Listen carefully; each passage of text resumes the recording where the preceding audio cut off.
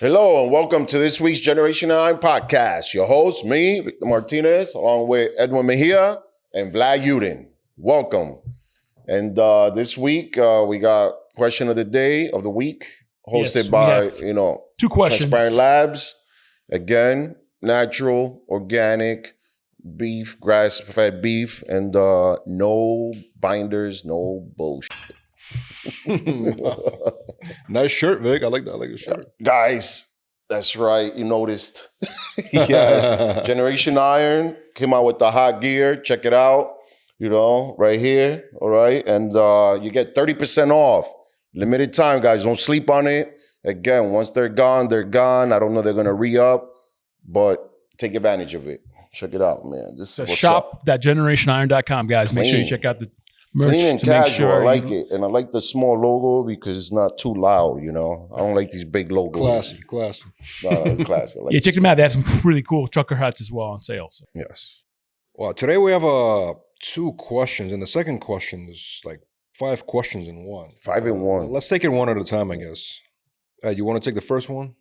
Yeah, so we got here, the first question selected by Vic, of course, is called Fat Boy Tino 2. Fat Boy Tino 2. And maybe that fat, question, maybe he's a teen. Fat Boy Tino 2. Hey, Vic, I have 2 questions. 1, what do you think made the biggest difference in your gaining of size and growth over your career? I'm trying to gain for competition. Just looking to hear your experience to see if there's anything else I can do to apply to my journey. And then number 2, I run a nonprofit. Shout out to you. We are based in Western PA near Pittsburgh and operating mainly there, Eastern Ohio and West Virginia. Would you be interested in speaking at any of our youth events? Is there a better way to contact you?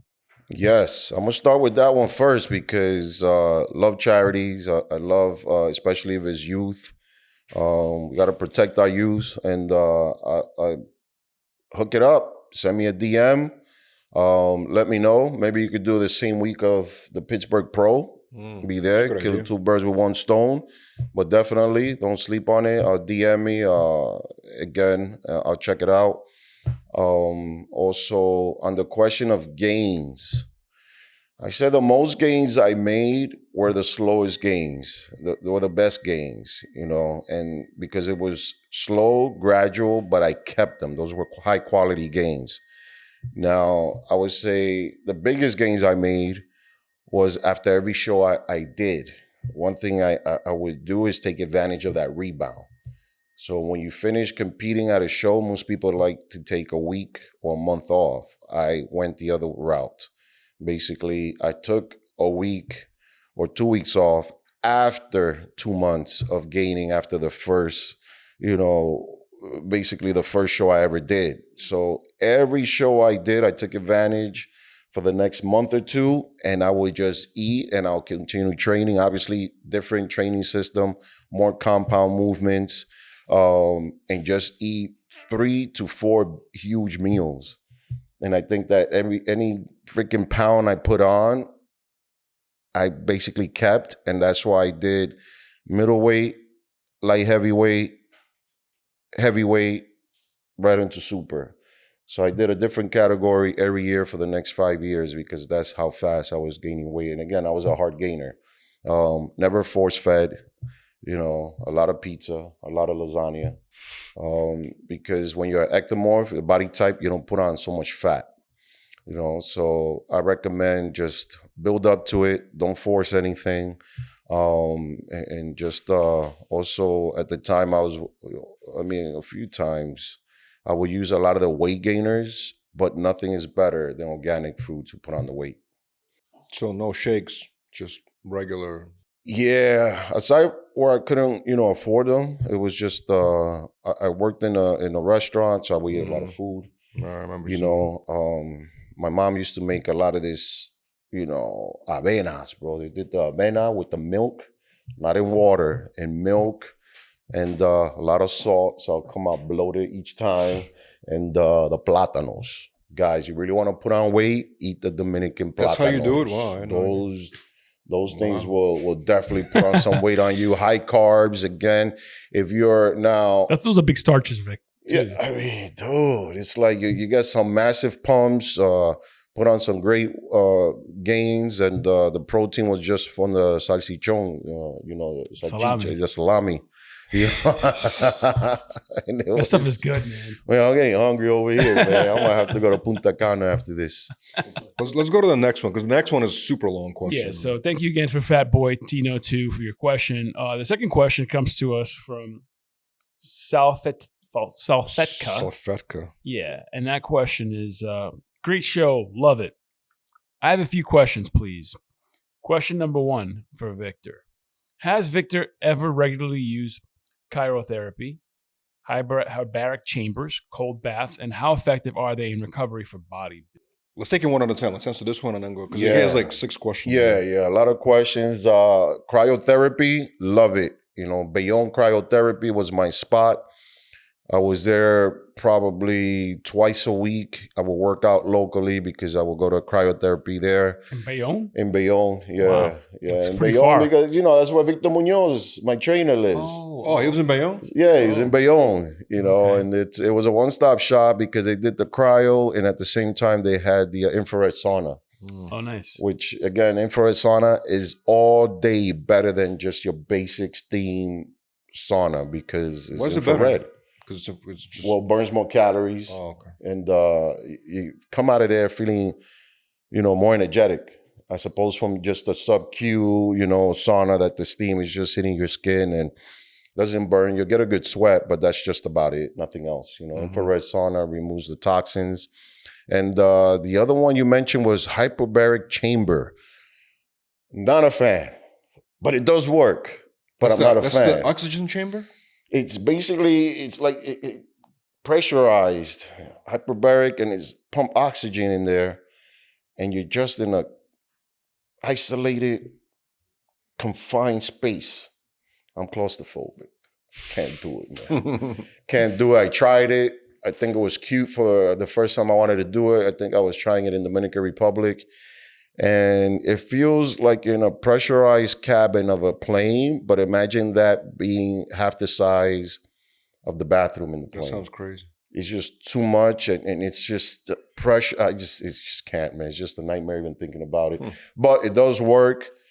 It's great. I think I had a few horror stories, some kids getting injured in it. And Really? But again, a lot of athletes use it. A lot of, big time athletes, they use it, but you got to use, not all hyperbaric chambers are built the same. Didn't Michael Jackson used to sleep in one? He slept in one with his monkey, I think. What? I think he was just sharing with his monkey. I remember the monkey with the spacesuit on. I don't know. That sounds crazy. Yeah, I don't like monkeys. But or the chambers. Oh, hyperbaric chambers. But they do help. It do help in recovery, and it's just you should try it. And obviously, if you're talking about recovery and anything, you gotta have sports massages. Those things are great. Sports massages, and now in this day and age, come on, man, there's so many things. Is that deep tissue though, or is that like just a regular? I mean, pulverizing, painful elbows, not this, rub down with the hand, and it's gotta be a real massage. Very few people, especially all these massage companies where you're paying a monthly. Worst massages I ever had. Like a subscription. The worst. The subscription ones, they're the worst. They do the least amount of work and effort as possible. And I really try to give them a chance. I think it was one of them, Massage Envy. Then it was That's a big chain. Hot Stone. Yeah, no, big chains. Horrible masseuses. And the funny thing is, when they would throw in, hey, the person's Brazilian, I thought, Brazilian, great massage. No. Nah, it was horrible. It's funny. You don't like big chain gyms or big chain massage? No. Big chain massages or sham. It's like you really can get somebody local who's really good, who stands by his name, who's now feely and perverted, and you could probably get a good massage. That's another problem too with massages, though.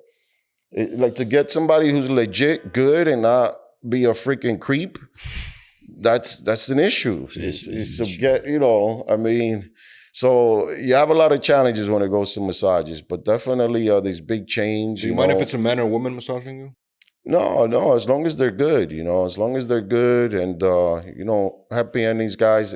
They're all over, man. At the end of the day, it's like you're still gonna have a messed up back. You're still gonna be stiff. Maybe not in your crotch, but everywhere else is still gonna be stiff. So focus on your massage. Give your own happy ending at home, and you should be good. Focus on recovery. No, I mean, it's crazy, guys. A happy ending. You go to freaking my neighborhood in Jersey, they're like every other massage place is a happy ending. I know, right? 75-year-old woman, but still. All right, let's go to question number 2 from the same guy. Yeah. What's number 2, man?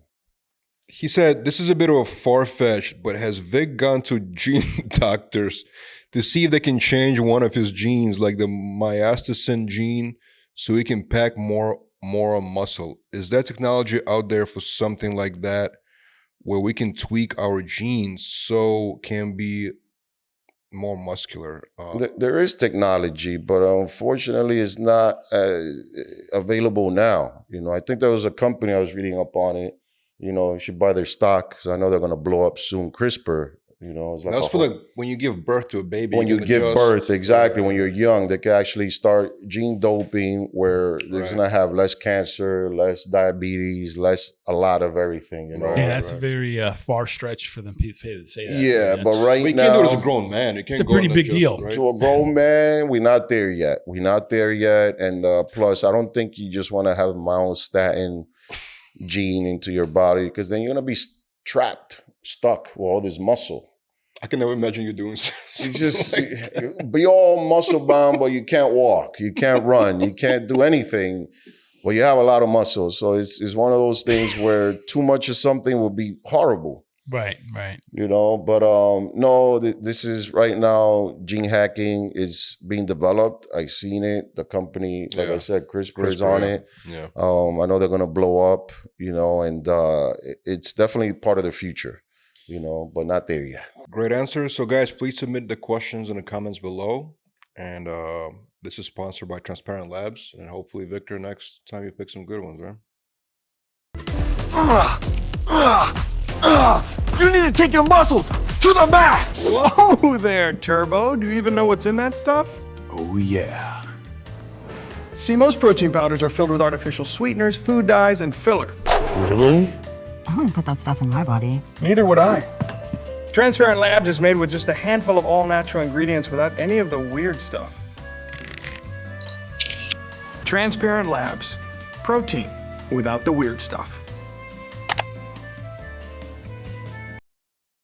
Let's talk about something interesting. So a lot of times there's these YouTube videos, right? And it's kind of like the most muscular bodybuilders or the bodybuilders with the worst genetics. Oh, that's interesting, right? In your opinion, with the worst genetics. What are bodybuilders, in your opinion, this is just your opinion, that had the worst genetics that made it big in bodybuilding? I mean, in your opinion, which one had maybe not, who didn't have superb genetics, but still made it big? You know what I'm saying? They made it big regardless of their genetics. Man, I don't know, because the ones I liked were big already, regardless of placing. I mean, you throw one down and I break it down. Well, I could tell you one, and I think bodybuilding obviously has evolved over the years. So I hope I don't get any hate on this, but the reality is, you have guys like Colombo from back in the day that were really... Franco Colombo? Yeah. I don't think guys like that really had the genetics that would be able to compete today. He was big and loved. He was loved. He's a great loved bodybuilder. Obviously, Arnold, one of Arnold's best friends. Yeah. I don't think he had the genetics to compete today. I don't know. I like him. Arnold's best friend, rest in peace. And, for him to win in Olympia was kind of like, you know what? It's like, it's good to know people in big places, but he was... Wow, you just said that Franco Colombo did not deserve to win. Well, look, I kind of agree with Vic. Vic. He looked like a Ninja Turtle. I agree with Vic on this. Not in a bad way, but I had a love for him, it's like, it's one of those things, but he was just not complete, I mean, you give a trophy to someone just because you like them or because they deserved it? That's the question, right? That's no, because politically he deserved it. Okay, I don't know why you're being so politically correct today, right now, Vic. But two names that come in a conversation always is Reggie Gaspari and Branch Warren. They say they didn't have the best genetics, but they've achieved so much by working. Yeah, but Rich is probably not the best arms in the industry, if not, probably one of the worst, and I love you, Rich, but this is just, straight up. But he did bring in basically the future of conditioning. Right. You can't touch him on that. And relentless hard worker. I mean, Rich was just a hard worker, so that's when you pretty much say, a lot of hard work can always beat genetics. And he was bringing guys down with some of the best genetics in the industry. He was crushing them. Exactly. Because of his hard work. Again, his arms wasn't there. He didn't have a wide clavicle. He was narrow.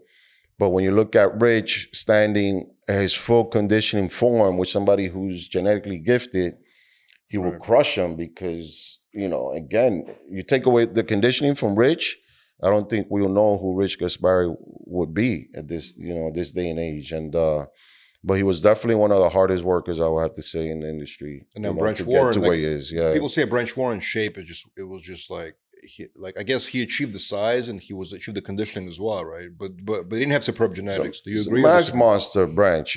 Branch had some of the best legs in the industry. And came in very grainy. He was very, very hard. I mean, he looked great. Obviously he looked like a winner all the time when we started working. So would you say he's great genetics on Branch Warren or not great genetics? I think he had good genetics. I mean, when you're talking about structure, that's what most people are actually criticizing him on is structure.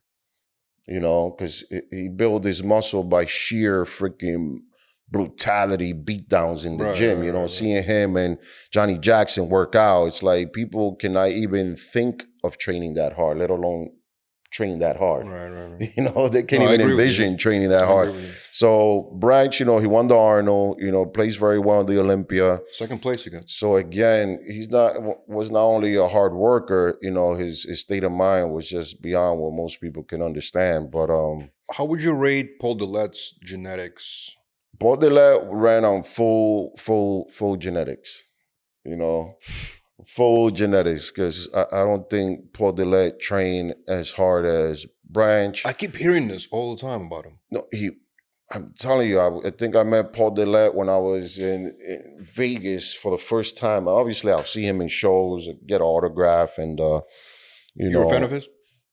No, yes, in time I Coming did, up, right? yeah. But I remember I was in Vegas for the USA, years back, and I'm doing the incline. I think I was inclining about 315. I'm just repping it out for about 15 reps, 20 reps, and he just comes over to me. He's like, yo, why are you so strong? It was the first time I heard Paul Delet speak because I only saw him in magazines. Right. But to this day, he's a friend, and he has some of the craziest genetics because he had pushed harder and would have been, achieved anything, of course. But again, you don't know what he was going through at the time, but he did do well with a lot of the shows. And I think, I don't think one of the biggest comments was more conditioning and more detail on his back at the time. What about Lou Ferrigno? Where would you put him as far as Ferrigno, again, his conditioning was just huge. Lou Ferrigno was huge, no legs at all, aside from calves, but no legs. I still remember. He could have built up the legs, you're saying, right? He could have, but, Lou Ferrigno was one of those bodybuilders that shifted from being on stage to getting one of the best roles in his life, being the Hulk. That must have been great to hear the news that you're going to be the Hulk and running all these, seasons with Bill Bixby. And it must have been, he's still writing it out to this day. Lou Ferrigno, his son's an actor now. Lou is always going to be in the books of legends when it comes to bodybuilding. And, so he did have good genetics. And remember also the challenge he had. He was tall as hell, Super tall. So super tall. And at that time, he's trying to do leg press in a machine that was made for midgets. And, and then the separation of you know, of having that kumbaya with other bodybuilders. He I don't know, did he have it? You know, Arnold was pretty much taking over. Weider favored Arnold more, and it was just, you know, it created a lot of separation. But Lou landed the Hulk, so at the end of the day, he came out winning. You know, Where would you put Greg Valentino in a genetic pool? Greg had freaking monster, had some great genetics. He didn't have to around with all that Synto or whatever. Oh, No, he never admits to that. I know. Whatever the you put in there, I don't know what you did. I didn't sell But it you see to him as you. a teenager. You didn't as say a it. teenager, and he was ripped. Listen, Greg Valentino was in shape. Right. He had great shape, great balance, great Yeah, genetics. I agree with you. You know, and I don't know what happened from point A to point B, where he just said, you know what, screw this. I'm just gonna be a sideshow. And he started messing around with himself. And I'm like, dude, like, what are you doing? But at the end of the day, you cannot take away Greg Valentino's personality, his heart, or his stories. or his stories. Some of the best stories in the industry, and he remembers everything. The only other person I know that has many great stories is, you know, what's his name? Mr. Olympia. Damn. 83 Mr. Olympia. Oh, Samir Banu. Samir. He's great stories, better memory than me, detailed. I mean, he's great. He's great. So, but Greg Valentino, again, he you know, has some great stories. He just, you know, pivoted and went a different direction and just said, you know what, my body's not defined by stepping on that stage, you know.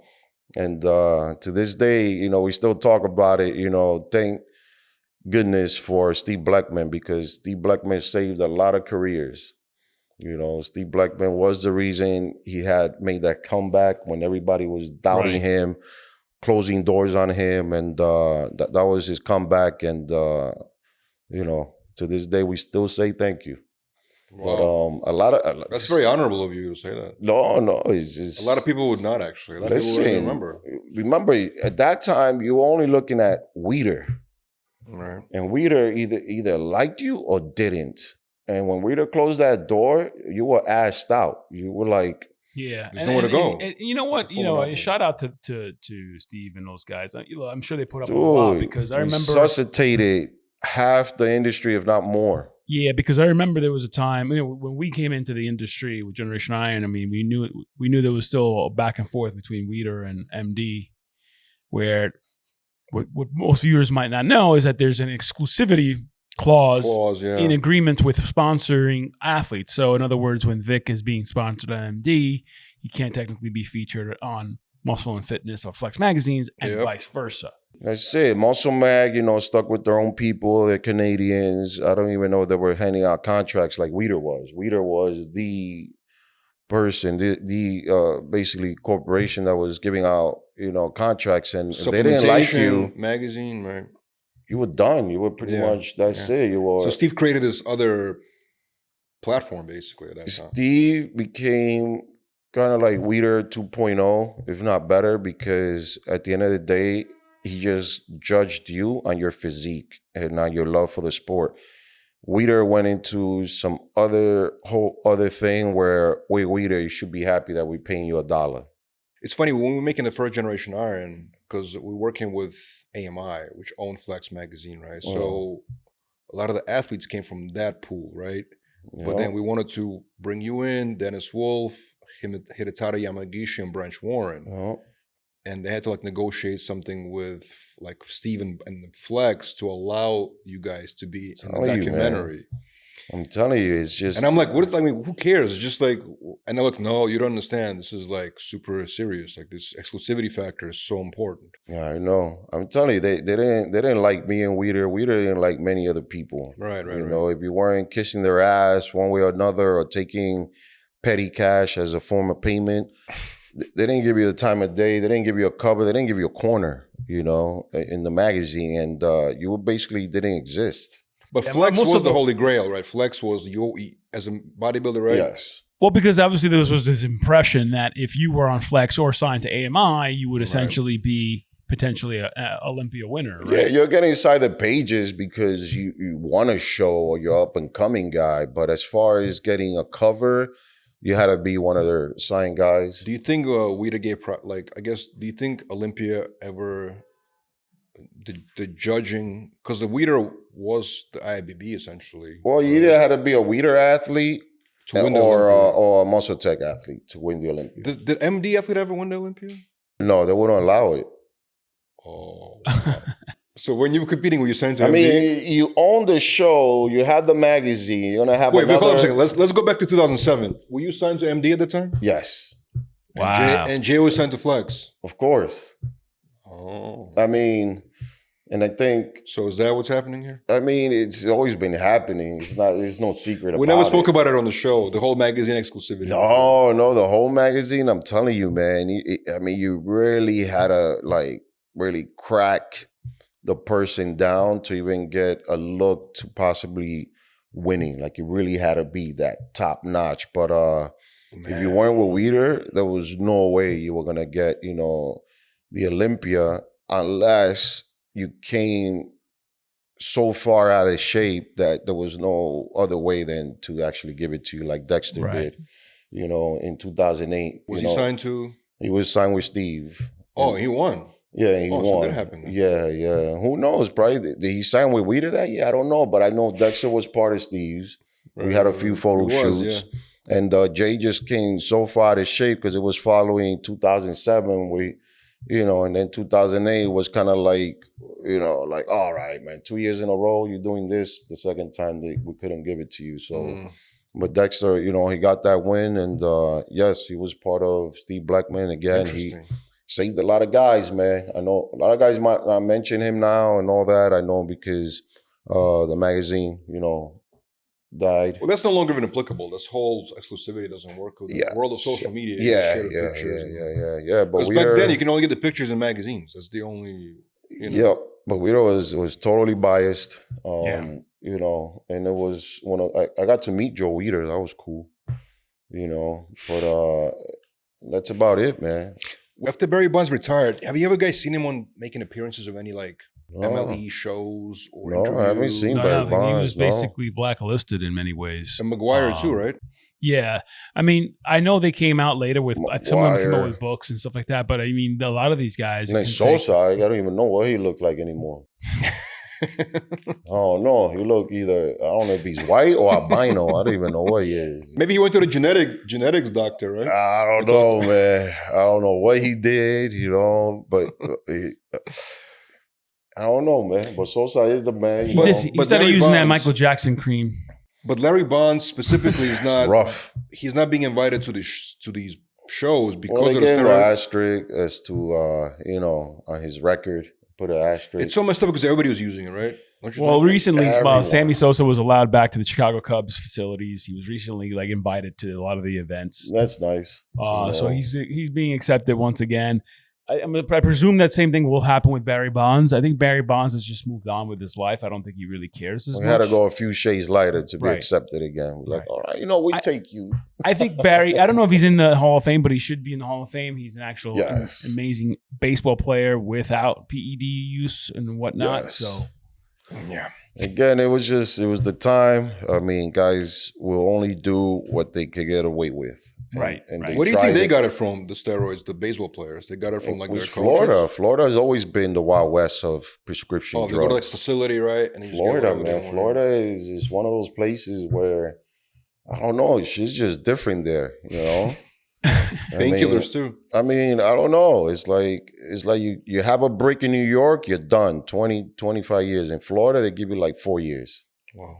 It's like Florida is like one of those, I'm not Florida type guy, but, it's nice. Got a lot of family there. But Florida was, basically the pill mills of the Oxycontin shopping for everybody in Kentucky, it was just, Florida is the Wild West of prescription. And that's where you can get pretty much anything and everything to this day.